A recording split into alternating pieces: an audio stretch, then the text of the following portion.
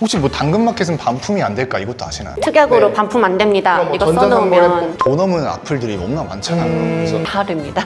사실 통화녹음은 법정에서 증거물 채택이 안 된다. 자신이 네. 포함된 그 대화를 녹음하는 맞아요. 거는 괜찮아요. 진짜 무빙 보셨어요? 17대 1로 싸움을 건 거예요. 합의금 얼마 정도 할까요? 앞으로 일할 수 있는 이만큼의 나이만큼의 손해배상액이 다 산정될 거기 때문에 그게 한 명당 될 거예요. 존경하는 재판장님, 진짜 존경해서 하는 소린가요? 자기소개 한번 부탁드릴까요? 안녕하세요. 저는 정재영 변호사고요. 로펌에서 소송 업무를 계속 담당하다가 최근에 이제 사내 변호사로 이제 이직을 했어요. 그래서 회사에서 법무팀으로 재직하고 있습니다. 저는 손미리 변호사입니다. 로펌에서 계속 근무 중이고 기업 법무와 M&A, 국제 업무 쪽 많이 담당하다가 지금은 형사 업무 많이 담당하고 있습니다. 이력 보니까 이혼 네, 이혼도 많이 했었어요. 근데 이혼 사건을 많이 한 거죠? 네, 이혼. 갑자기 저는 결혼 안 했잖아. 항상 정정을 이렇게 해야 되는데 혹시 그 캐치 미 이프 유 캔이라는 영화 보셨어요? 그 사기꾼들 얘기죠? 네네. 디카프리오가 나와서 맞습니다.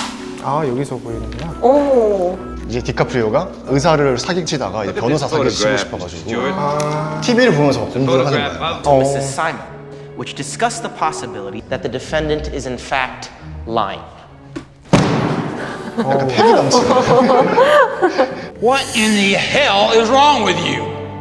와, 나도 이제 변호사 되면은 재판 나가서 막 내가 찢어야지. 그럼 드라마 보면서 따라하시고. 근데 혼자 자기 전에 망상으로 그 생각했는데 실제는 그렇지가 않더라고요. 전 사실 그 너무 속물적인가? 저런 멋있는 것보다 차 뭐 살 수 있을까?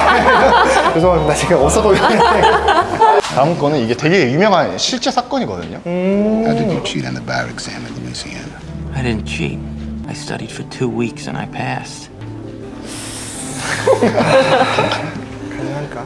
Is that the truth? 실제 얘기를 들어보니까 2주가 아니라 6주다. 6주 만에. 6주? 저는 사실 졸업하고 나서 제가 책을 다 쌓아봤어요. 제 키를 조금 넘는 수준으로 2번이 나오더라고요. 4m 되겠죠? 그거를 6주 안에 할 수 있을까? 어때요? 변호사 시험은 노력을 안 되는 것도 있을 것 같거든요. 몇 수 계속 하고 변호사 시험은 5번까지밖에 못 보거든요. 5번 떨어져서 평생은 변호사 할 수 없는 친구들도 취지가 옛날에 고시 낭인들 없애자라는 취지에서 이제 로스쿨 도입하면서 그렇게 제안을 둔 걸로 알고 있거든요. 몇 번 만에 붙었는지 물어봐도 돼요? 처음에 저도 한 번에 붙었습니다. 다행이다. 소셜 네트워크 보셨나요? 마크 주커버그랑 왈더 세븐이 공동 창업자였어요. 7대3으로 지분을 나눠가지고 페이스북을 시작을 했는데 여기저기 투자를 끌어오다 보니까 지분이 희석될 수밖에 없잖아요. 그쵸. 근데 갑자기 몇백억이 들어온 상황인데 동의를 하고 지분 희석을 하자. 근데 I love working with business majors. Omar doesn't care about money and he needs to be protected. 이게 당한 거죠. would you like to use my pen? He's wired in. 간혹 이런 상황이 발생하기도 하는 것 같아요.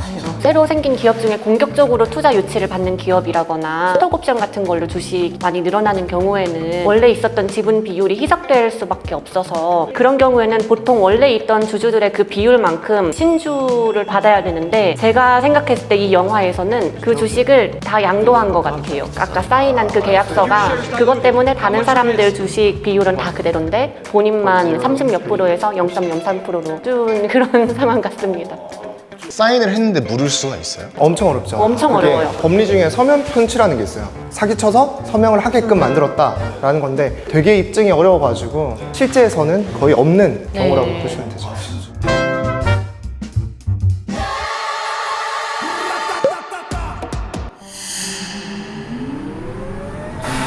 고래.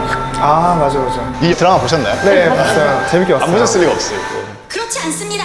2019년 4월 3일 경해도가 소독동 주민대책위원회에 보낸 처리 서면 3번째 묻는 둘째 줄 이미 기본 설계 및 실시 설계가 완료되어 도로 노선 결정을 변경할 수 없사오니 잘해. 근데 보통은 사실 법정에서 변론을 할 수 있는 시간이 많진 않아요. 뭐 서면 진술하시겠습니까? 그럼 네 진술합니다. 더 하실 거 없으면 뭐 종결하겠습니다. 2, 3분 만에 끝나고 저희가 생각하는 그런 영화 속 극적인 장면은 아니겠네요. 아 간혹 하긴 해요. 형사사건. 네 형사사건에서는 이렇게 중간중간에 변론을 하기도 하고 최후 변론이라는 걸 해요.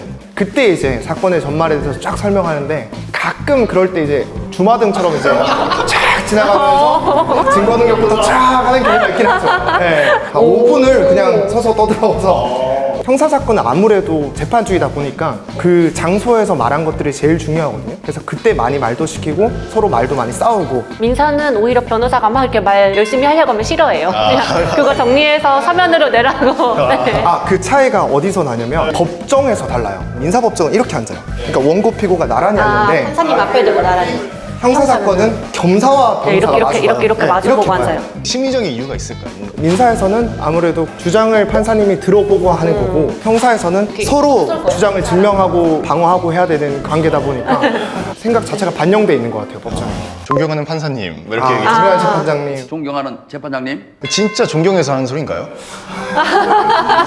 재판 예절을 이제 1년차 때 처음 배우는데 법정 들어가서 존경을 표하는 마음으로 입장하자마자 인사를 이렇게 하라고 하거든요. 맞아요. 그래서 그게 다 법원에 대한 존경을 표하는 거라고 배웠는데 저는 습관적으로 하는 것 같긴 한데 저는 정말 존경하는 마음. 보고 계시죠? 미안한데. 전설은 30만 원 잘하고 30만 원 갖고 하루 종일 검찰청에 있네. 내가 정신 나갔습니까? 당신 같은 사람 변호하게? 연쇄살인범.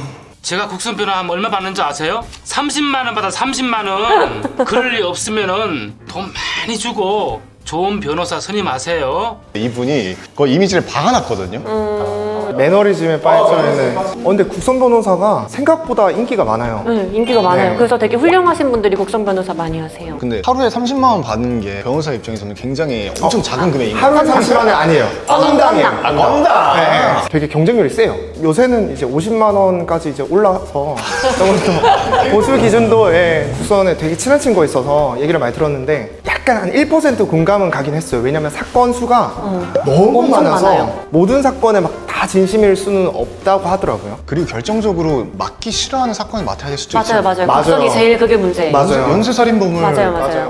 국선만 아니면 아무도 안 맡으려고 하죠. 그쵸. 그런 것 때문에 되게 도덕적 딜레마에 많이 빠지시고 힘들어 하시기는 맞아요. 하시더라고요. 그런데 또 그만큼 장점도 많이 있으니까.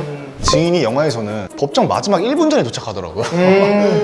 근데 이유가 다 있긴 해요. 증인은 보통 그 재판 관련 아는 사람이잖아요. 근데 항상 유리하게 진술할 수는 없으니까 불리하게 해야 되는데 증인으로 왔다. 그러면 이제 민망하니까 괜히 멀리서 있다가 재판 시작이 직전에 가는 거죠. 정말로 실제로 그래요. 괜히 좀 불편할 수 있고. 무빙 보셨어요? 앞에만 조금 보고. 역시 바쁘셔서 다들. 고윤정이 능력이 불사신이에요. 그래서 극 중에서 전학을 갔는데 일진들이 17대1로 싸움을 건 거예요. 걔네들 다 때려 눕히고 전치 막 8주 만들어놨는데 결국 자기는 상처가 다 나으니까 전 재산을 다 합의금으로 주고 퇴학까지 당하는. 저 앞에만 봤는데 그래서 전학 간 거구나. 죄송해요. 스포였나요? 동급생들이 다 보고 있는 상황에도 불구하고 상처가 안 나면 지는 싸움인가? 상처 유무보다는 17명을 때려 눕혔잖아요. 그 사람은 보니까 야구바타 들고 막 때리고 하던데 그러면 일단 위험한 물건을 들었고 피 철철 나고 하니까 상해로 갈 거란 말이에요. 특수상해. 네, 그럼 특수상해. 그럼 죄명이 달라요. 또 본인은 안 다쳤어. 훨씬 더 상대방들은 폭행의 그 정도가 낮았다고 볼 것이고 반면에 그 한 명은 17명을 다 때려 눕혔으니까 엄청 세게 나올 수 있는 거죠. 네. 정당방위는 안 될 것 같아요. 너무 제가 그 변론을 하고 있나요? 한 명당 이중 합의금 얼마 정도 할까요? 막 빠따로 쳐서 했으면 그래도 어린 나이에 다치면 손해배상금이 훨씬 커져요. 신체적으로 좀 불구가 되거나 하면 연년을 다 계산해가지고 앞으로 일할 수 있는 이만큼의 나이만큼의 손해배상액이 다 산정될 거기 때문에 그게 한 명당 몇 억은 될 거예요. 무도를 배운 사람들이 싸움이 났을 때 더 불리하게 가중처벌을 받는다. 그럼요. 수를 하신 분인데 그냥 치는 거였는데 2대인가 3대 때리셨는데 다 급소만 탁탁탁 치셔가지고 그런 경우도 있어요. 그럼 태권도 흰띠가 사고 친 거랑 검은 띠가 사고 친 거랑 좀 저는 그냥 갑자기 생각된 건데 되게 한심해 보여? 약간 한심하게 보시면 PPT 사건 통화녹음 때문에 구사일생으로 살아났다. 근데 사실 통화녹음은 법정에서 증거물 채택이 안 된다. 채택되죠? 근데 녹취록으로 만들어서 많이 냅니다. 아 진짜요? 통신비밀보호법이라고 있는데 거기에서 이제 금지하는 행위가 공개된 장소에서 타인 간의 대화를 녹음하는 게 금지거든요. 반대로 해석하면은 자신이 포함된 그 대화를 녹음하는 거는 괜찮아요. 진짜요? 근데 미국은 근데 안 돼서 아이폰이 그게 안 된다며요? 저도 그 얘기는 들었어요. 근데 우리나라는 내가 속한 대화하면 그거 맞아요, 녹음하는 거는 다 합법입니다. 네. 상대방 동의를 구하지 않고 녹음을 하는 거예요? 상관없어요. 상관없어요? 네. 그러면 변호사님들은 갤럭시 쓰세요? 아이폰 쓰세요? 저는 로펌 했을 때 무조건 갤럭시 썼죠. 녹음해야 되니까. 네네. 국회의원이 법안으로 통화 녹음 금지해야 된다 뭐 이런 그런데 아직 채택이나 시행은 네, 안 된 걸로 알고 맞아요. 있고. 삼성이 막지 않을까요? 그렇죠. 갤럭시 쓰는 큰 이유가 아니라 갤럭시 좋으니까. 보이시죠?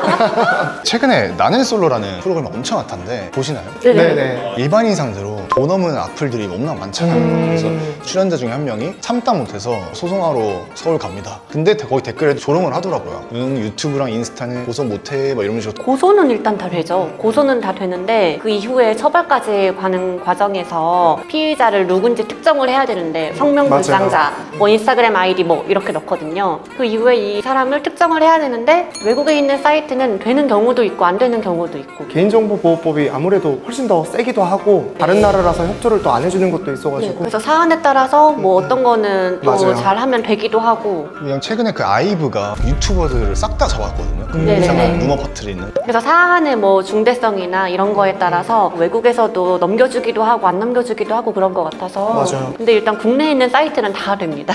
DC 인사이드. 맞아요. 뭐 맞아요. 블라인드 이런 거.